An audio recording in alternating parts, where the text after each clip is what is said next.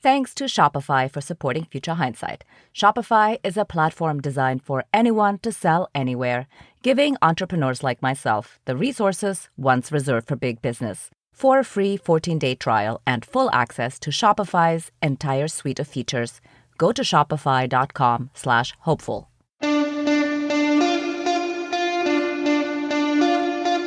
Welcome to Future Hindsight, a podcast that takes big ideas about civic life and democracy and turns them into action items for you and me. I'm Mila Atmos.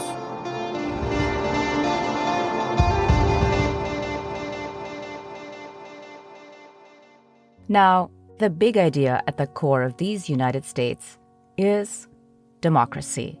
And while we talk about the erosion of democracy a lot on the show and the various entry points for reforms that could expand our democracy, like tackling gerrymandering, voter suppression, primary systems, campaign finance reform, or ranked choice voting, we are going to go bigger today with two guests who are going to argue that every adult American citizen should be made to vote.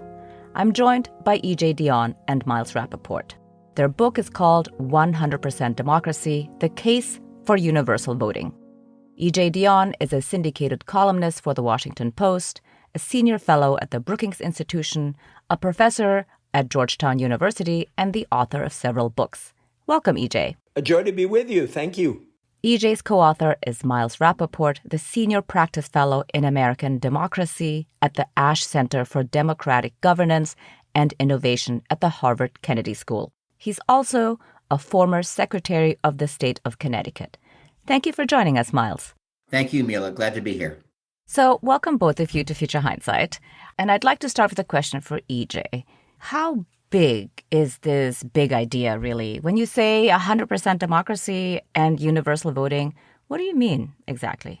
Well, I loved your introduction. Thank you for that, because it stresses what's at the heart of the book, which is completing, if you will, the job that we have undertaken as a nation toward full inclusion of all of our citizens. It's worth remembering that when our republic started, in most places, voting was confined to white men who owned property. And we've gone on a long journey as a country, largely positive with some setbacks at various points, toward including everyone. And we think this is the, if you will, game-changing step that really says we want to welcome every citizen into the process. One of the things I like to say is that our election system has become like one of those fancy dinner parties with an A list and a B list and a C list. You know, the A list is the people you really want, and the B list and C list, well, not so much. Our A list are the people who are known as likely voters, the people who are registered and vote a lot. They get all the attention from the politicians, all the attention from the campaigns, the online messages, the mail, whatever connection there is to the process. The B list are the people who are registered but don't vote very much. They don't get a lot of attention. And the C list are the unregistered voters, citizens who don't get any attention at all. This has a lot of negative consequences. First, it's a kind of self-fulfilling prophecy. We all tend to do things when people ask us to do them, when they invite us to do them.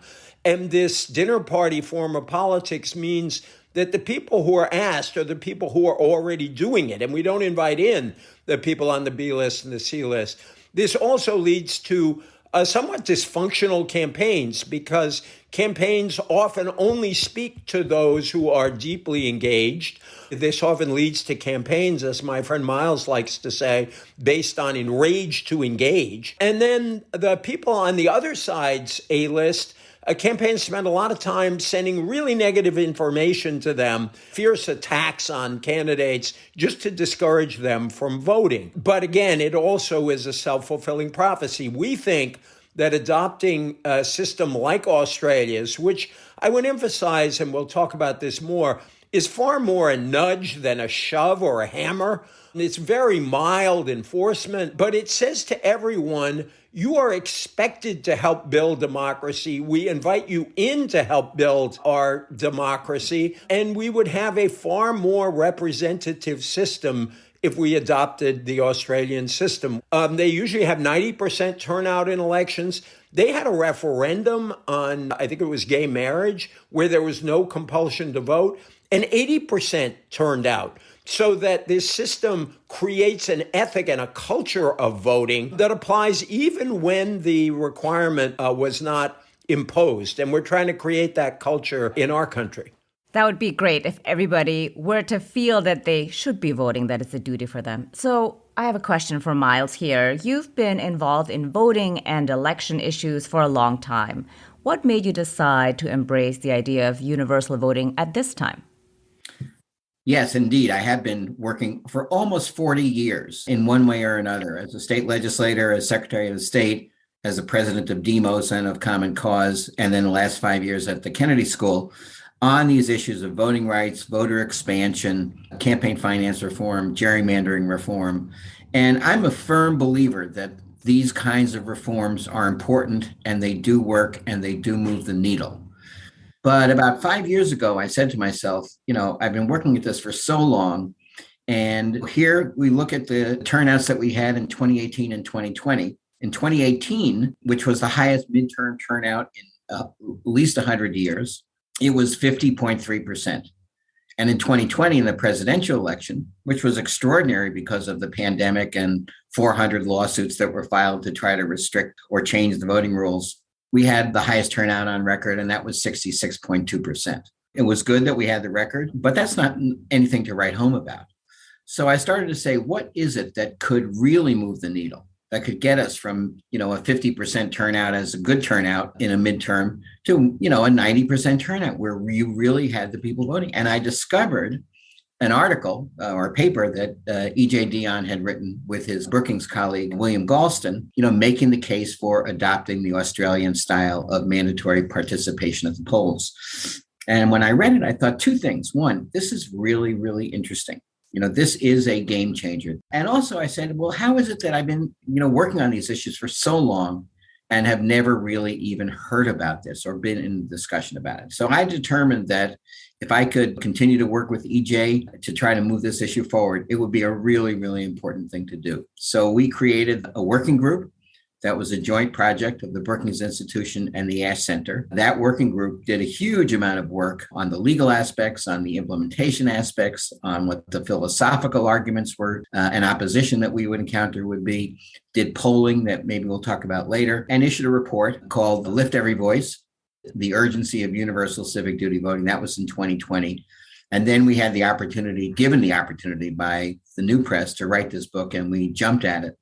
So to me, this is the kind of the culmination of a long journey towards a fully inclusive and fully active electorate. And I think it would be great if we could get a discussion about it going in the United States. And thank you for helping us. I am also really heartened by the increase in voter turnout. But at the same time, is this not a little bit also a time of come on, we couldn't even pass voting rights legislation. And that was way less ambitious, right, than universal voting. So what makes you think that civic duty voting is achievable?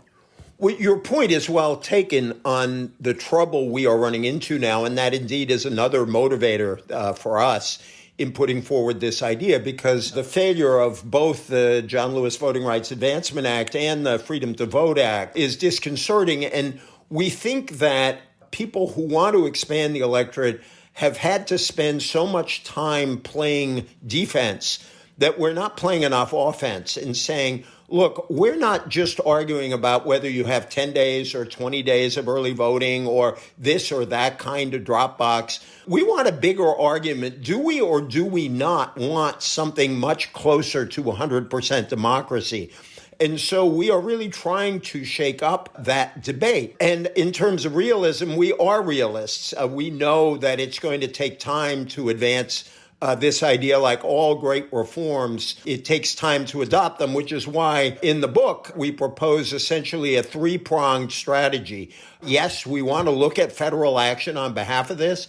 And one of the most heartening things for us is that within about 3 weeks of the book being published, Miles and I did an appearance on Morning Joe, and Congressman John Larson of Connecticut saw us, got the book, said this is a great idea. He's actually introduced it in Congress. And so we don't expect that to pass tomorrow morning, but it's the beginning of a debate. At the same time, most reforms have moved in the United States first at the state and the local level. And so we also hope that states will take a look at this and begin to adopt it.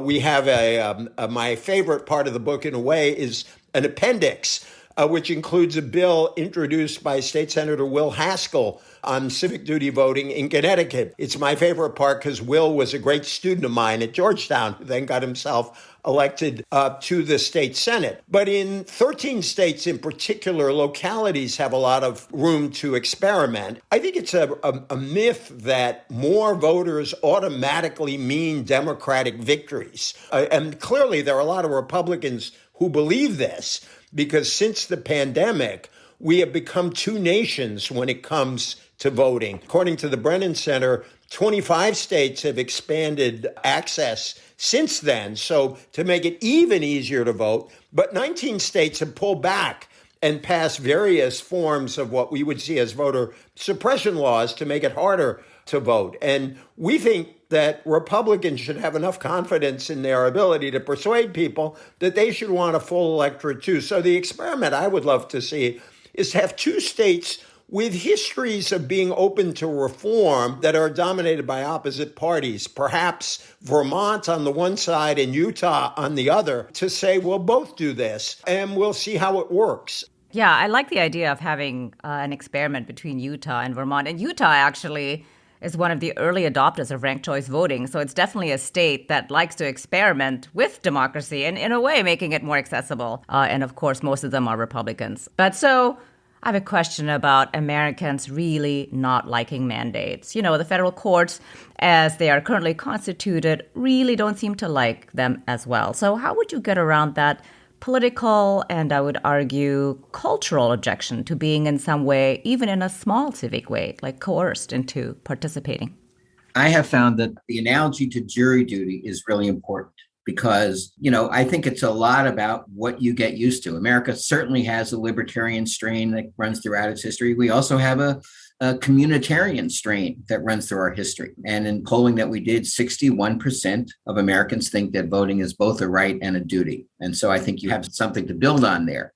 But here's why I think the jury duty analogy is so important, which is we've had jury duty for over 100 years in this country. It is compulsory jury service. If you are called to serve on a jury, you are required to do it. And if you don't do it, you are fined. People may complain about getting called for a jury, but no one complains about the idea that we have jury service that is a required civic duty of all Americans. And the reason we have it is because the fullest representation of the population in determining someone's guilt or innocent. You don't want the jury pool to be tilted one way or another or missing parts of the population who could help to render an important verdict. I think the same thing applies to voting, absolutely, which is we want, or we certainly should want, the decisions about the laws that govern the way we live and the people who make those laws to be voted on, chosen by the consent of all the governed, as fully reflective of population as possible. So, while yes, there certainly will be some cultural resistance, but I think we can get over that. And as we've both said, this is a long-term fight. And what we want to do is put on the table an issue that has worked successfully in 26 other countries around the globe, but has never been discussed here, and put it into the public discussion and, see where we go from there. And could I say that in framing our proposal, we were very conscious of various particular issues that would come up in the United States and that libertarian streak that you saw during the pandemic and in all sorts of other areas of American life. And it's a healthy streak. As Miles said, there's a great tension in all of us between our communitarian and libertarian sides. And, that battle is when it works, is a very constructive battle in our public life. And so the Australian system is pretty straightforward. The government, first of all, does a great job of making it easy for people to register. And 96% of Australians are registered to vote. And 90% of those vote typically in every Australian election. If you don't vote, you get a little notice from the government and it says you didn't vote. Why didn't you vote? If you give any sort of reasonable excuse, you don't pay the fine. And only about 13% of non-voters, which means around 1% of the electorate, pays any fine at all. And if you do pay the fine, it's $20 Australian, which would be $15 American. We propose several things. One, the fine should be no more than $20. Second, we were very aware of what has become known as the Ferguson problem, of low-income people who confront fines that get compounded with penalties, and then they get into legal trouble, and it's a real problem that we have to deal with. We do not want this system in any way to have those difficulties. Therefore, we say flatly, it's a $20 fine. It doesn't compound. No criminal penalties are attached to this fine. If you want to pay it, you can pay it with an hour of community service. And again, in deference to the American tradition, we provide for a conscientious objector provision. If you really object to participating in this process, and some people do on principle, some for religious reasons, some for other reasons, you can apply for this status. The other thing that we underscore, and the reason we don't call it compulsory voting, is because you don't have to pick a single name on the ballot. If you participate and don't like any of the candidates, you can cast a blank ballot. You can draw a cartoon character on your ballot. You can scrawl an angry message on your ballot. And just to make sure that people understand that they don't have to pick a candidate, we would add a none of the above box or check-off point on the ballot, which they have already in Nevada and Arizona. We do that for two reasons. One, we would agree with the libertarians that you shouldn't force somebody to pick a candidate if they don't want to vote for any candidate. But two, for legal reasons, we had a wonderful group of lawyers working with us. And if you look at the case law, it's very clear that the government can require certain forms of behavior from people, jury duty, the most important. The government requires parents to send their kids to school for the first 16 years of their lives. That's a serious civic and public requirement. But you can't compel speech. And so by being very clear that people can cast a ballot, we are requiring participation, but we're not requiring anyone to say something through their vote that they don't want to say.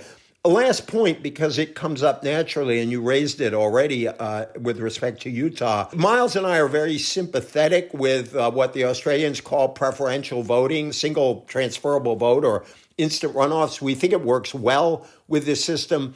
So we think that the two systems would work well in tandem, but our book is confined to making the case for the system of universal voting akin to Australia's. Well, if you combine universal voting and preferential voting, what you have is that everyone is voting and casting a ballot, and then every ballot is counted in the way in which the person meant it to be cast. So you're not inadvertently helping the candidate that you like least by voting for the candidate that you like most. It's a natural synergy between the two systems, between the two policies, and we hope that we can help to advance both of them. And Australia uses both. Australia uses the preferential vote, as they call it, which I actually think is the clearest way to describe it. Yes, I totally agree. We in New York City just had our first election with ranked choice voting, and I think that was very exciting. I think it was a little bit confusing for a lot of New Yorkers, but I'm sure in the next cycle that will iron out, and people will be confident that they are first and foremost voting for the person they want most, and then they can rank the other ones that would be acceptable. We're going to take a break to thank our sponsors. When we come back, E.J. Dionne and Miles Rapoport will explain why democracy itself is on the ballot this November. But first... Oh, that sound makes me smile. That's the sound of another sale on Shopify. Shopify has thousands of integrations and third-party apps, from on-demand printing to accounting to advanced chat bots and beyond. Supercharge your knowledge, your sales, and your success. For a free 14-day trial, go to shopify.com/hopeful, all lowercase. Shopify is a platform designed for anyone to sell anywhere, giving you the resources once reserved for big business, customized for you, with a great-looking online store that brings your idea to life and tools to manage and drive sales. I love how Shopify makes it easy for anyone to successfully run your own business. Every 28 seconds, a small business owner makes their first sale on Shopify. It powers millions of entrepreneurs from first sale to full scale. Making your idea real opens endless possibilities. Get started by building and customizing your online store with no coding or design experience. Access powerful tools to help you find customers, drive sales, and manage your day-to-day. Gain knowledge and confidence with resources to help you succeed. More than a store, Shopify grows with you. Plus, with 24/7 support, you're never alone. This is Possibility, powered by Shopify. Go to shopify.com/hopeful, all lowercase, for a free 14-day trial and get full access to Shopify's entire suite of features. Start selling on Shopify today. Go to shopify.com/hopeful right now.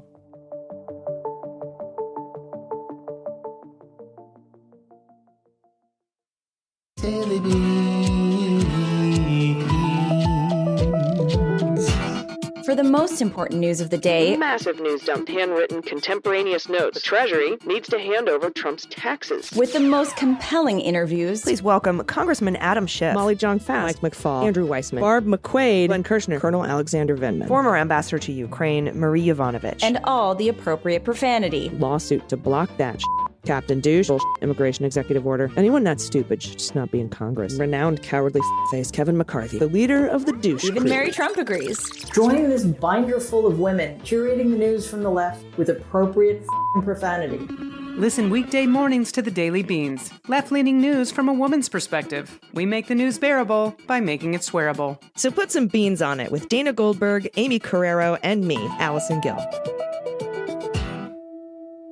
And who doesn't like that?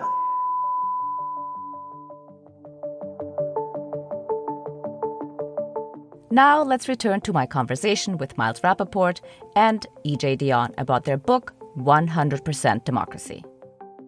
I kind of want to zero back in on the core idea that you expressed as declaring voting a duty, because you also argue in your book that it's the best way to defend it as a right. E.J., can you explain that? Because it sounds great, but it isn't maybe totally intuitive.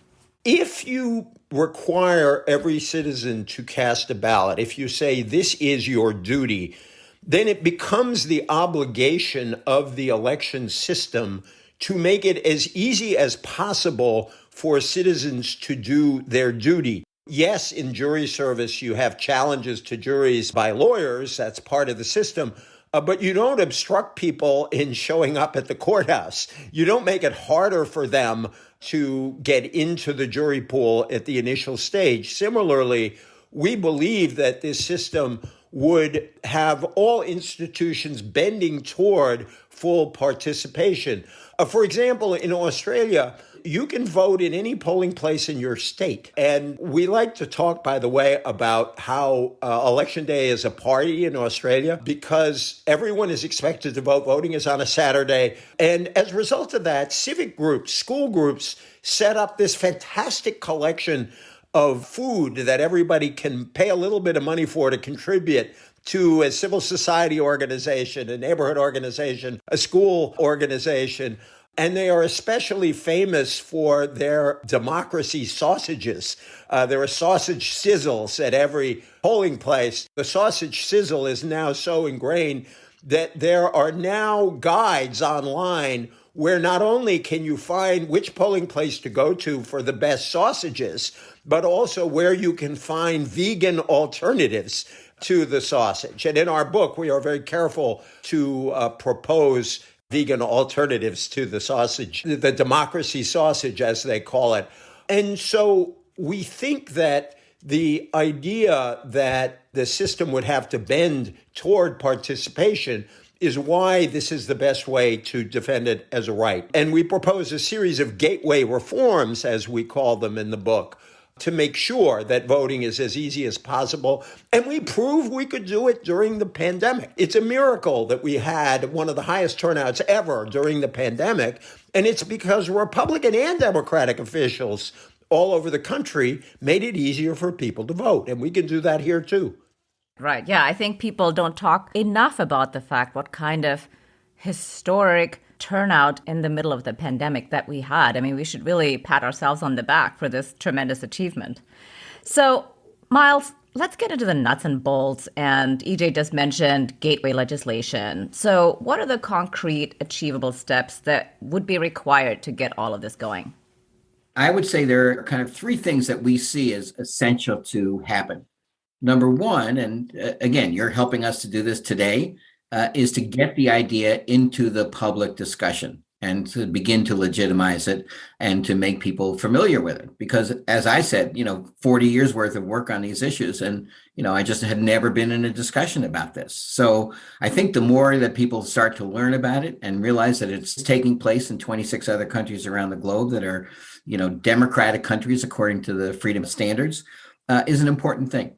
Secondly, there is, I believe, a kind of robust and growing democracy movement in the country, where organizations, some of whom are 100% dedicated to democracy issues, others that may be environmental groups or labor groups or civil rights organizations who now realize that if our democracy is malfunctioning, it's harder to win responsive government on the issues that people care about.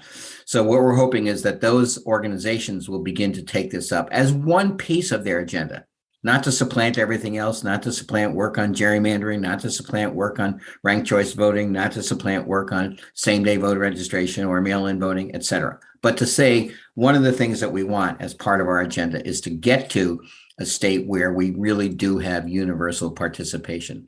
And then lastly, I think starting next year, we're hoping that some states, Vermont and Utah, if EJ has his way, and also some municipalities start to introduce legislation to enact this, perhaps in conjunction with other parts of better funding for election administration or same-day registration or other things. But I think that there's a real chance, there is really something to build on. To state the obvious, we will face fierce opposition. I mean, the basic tenets of voting rights are under attack in this country. And I want to say not by the Republican Party as a whole, because as EJ said, there were a lot of people in Republican election circles that really worked hard in 2020. But there is certainly a faction currently housed within the Republican Party that is attempting to enshrine white minority rule in this country at all costs. And those people have to be fought in court, in the legislatures, in the streets, so to speak. But at the same time, we don't want to stop thinking about tomorrow. At the same time, we want to take the optimistic path that says people also want a democracy in which every voice is heard and every voice is counted. And we think that borrowing universal voting from the Australians and other countries would be a great way to sort of move that forward. So that's our intent. We understand that we're taking a long journey, but we're beginning it today.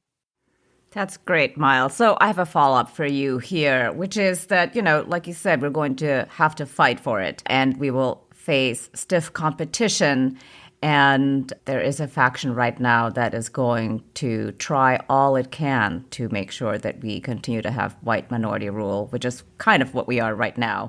So we have an election coming up this year, and I kind of feel like we're running out of time. So realistically, what can we do, I guess, between now and then in terms of making this idea popular and also maybe to reframe the way they were thinking about the midterm election while we don't yet have universal civic duty voting?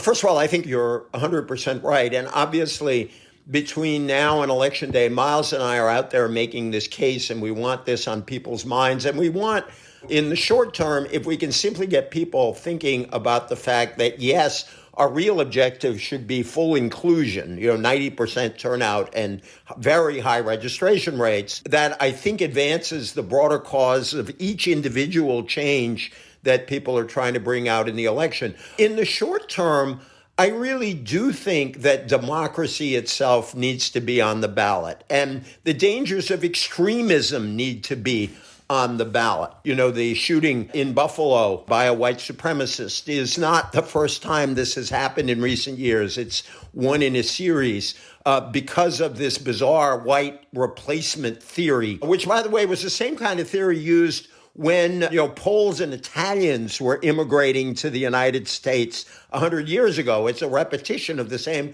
kind of thing. Then it was directed against Eastern European immigrants and Black people. Now it's more directed against Latino immigrants and Muslim immigrants and Black people. But it's the same old story that seeks to divide the country. So we got to fight that. And I think that we have to make democracy itself and the dangers of extremism central to the dialogue we have as a country between now and Election Day.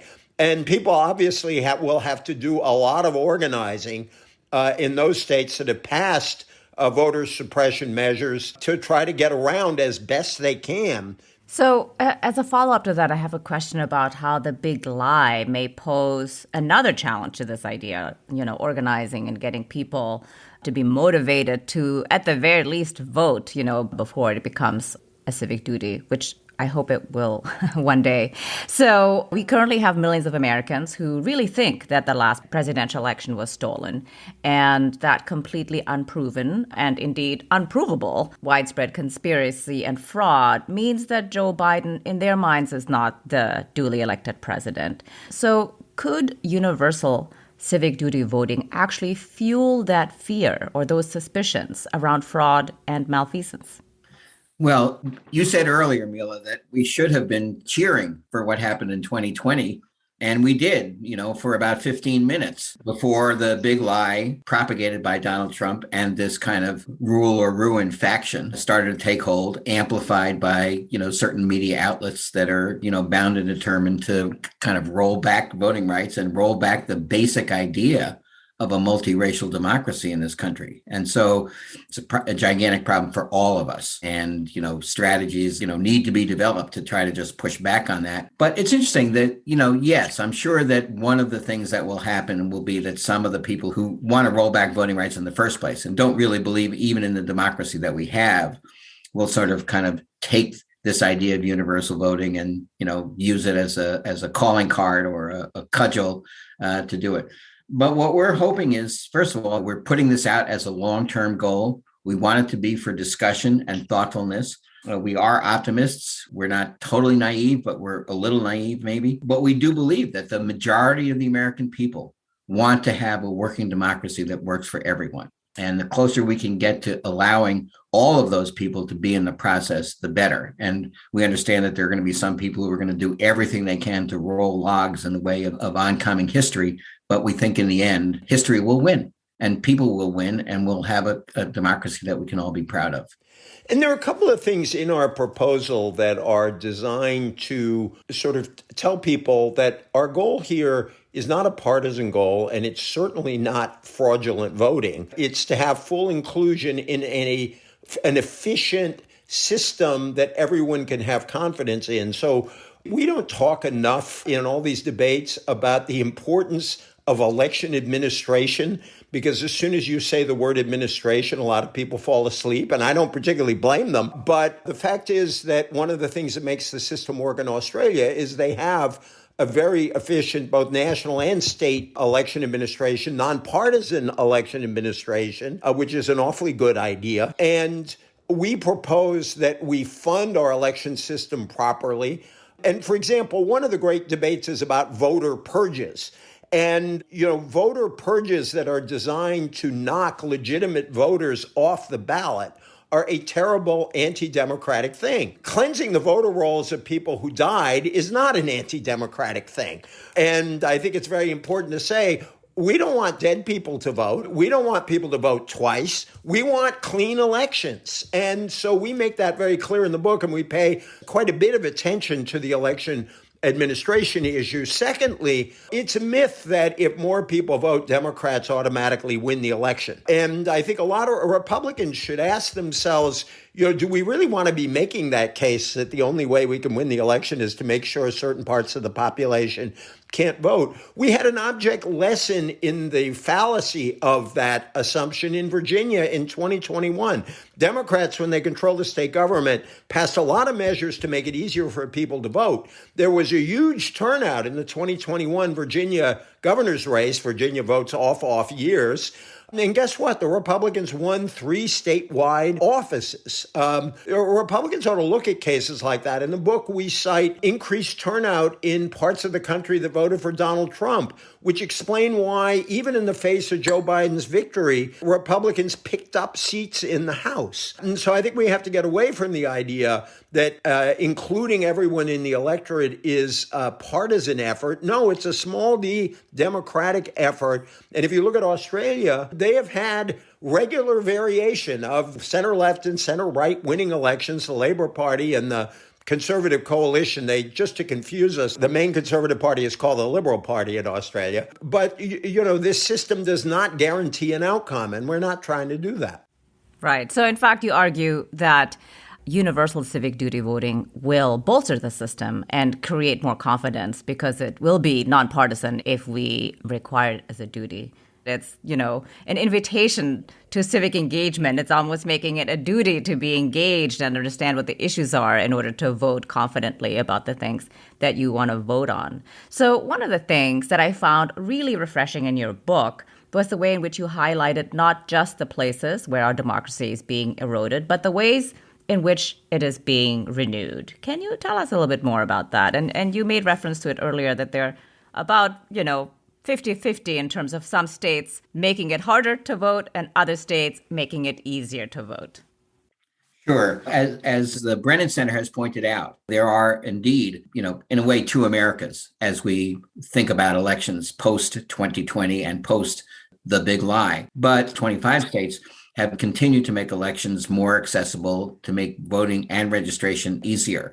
And those are not only blue states, those are purple states and some red states, that have done this. And so I think there's really something to build on, an agenda that has been moved forward. So, and we've made progress. There is a chart in the book of, what states have offered what kinds of options for voting.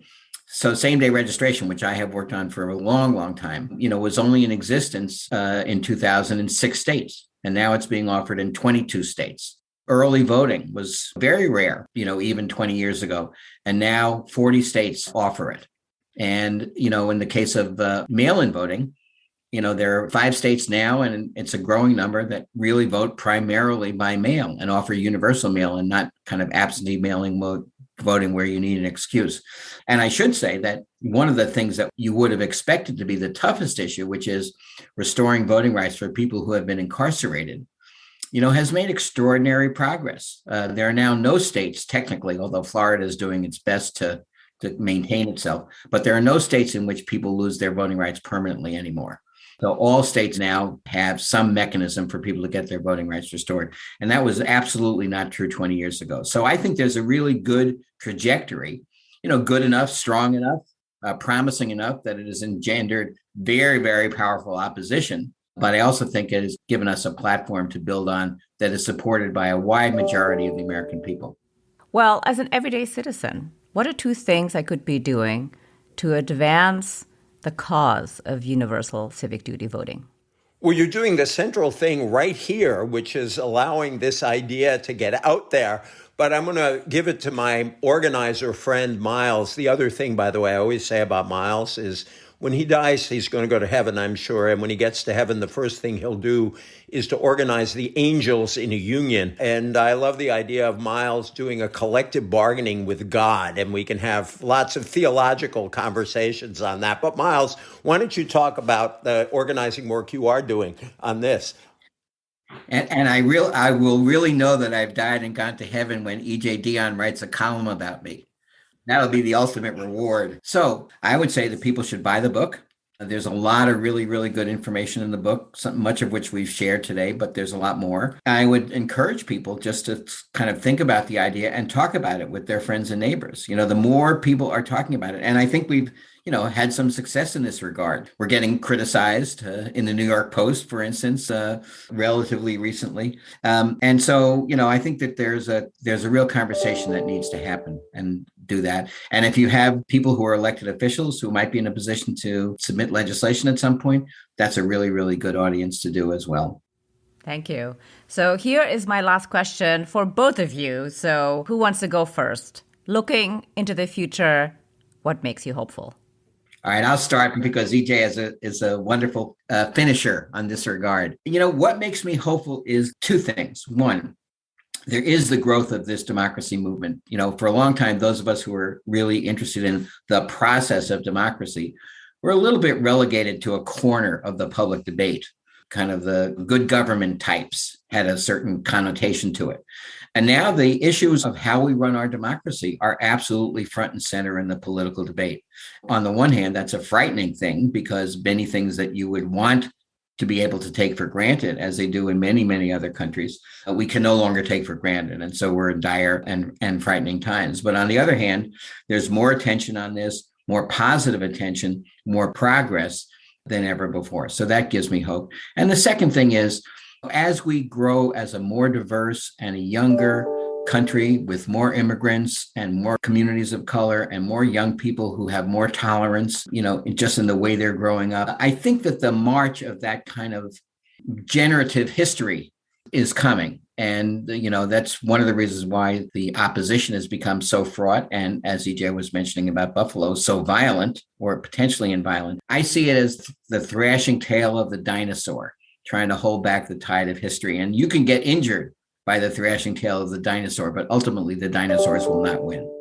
I just want to underscore two things Miles said and then make a closing point. Number one, I agree with him very much on the younger generation. And that's just not made up and saying, older people love to say nice things about the younger generation.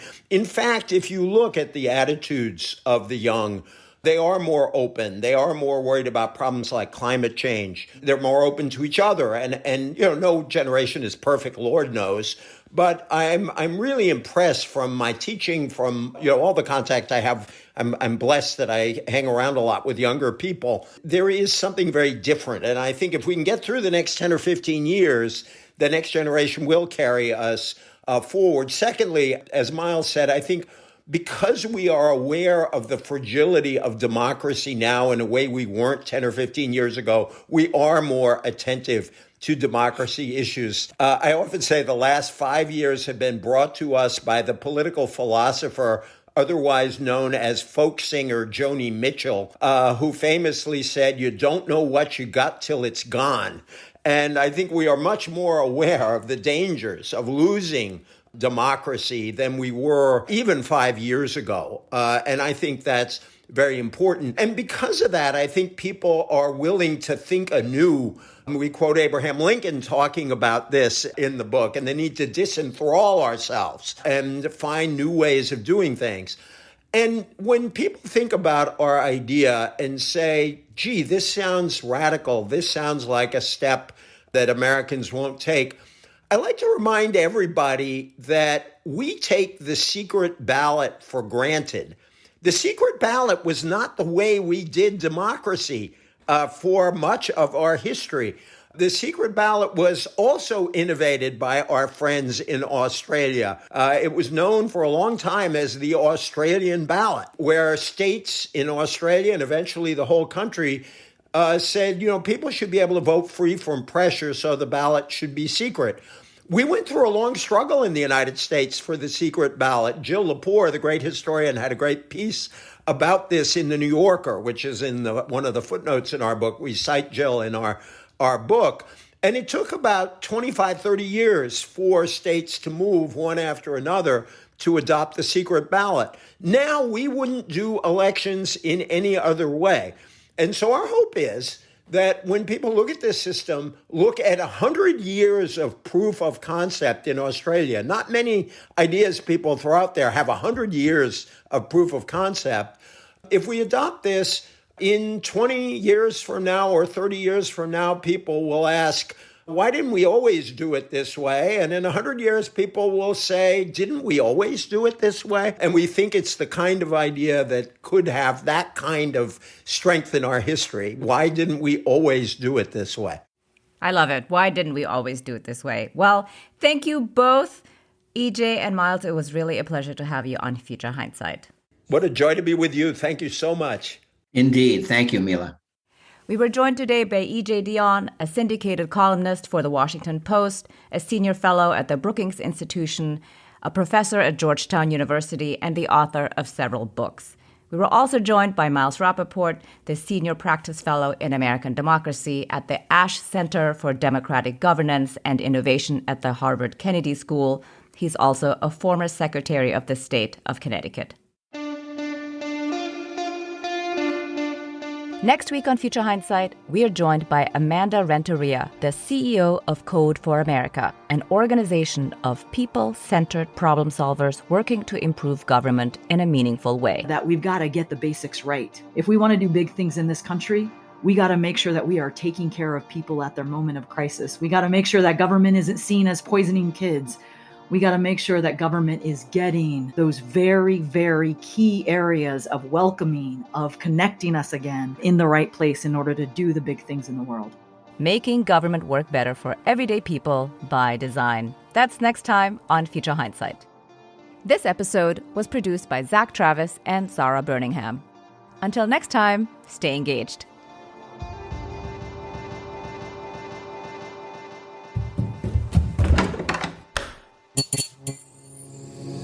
This podcast is part of the Democracy Group,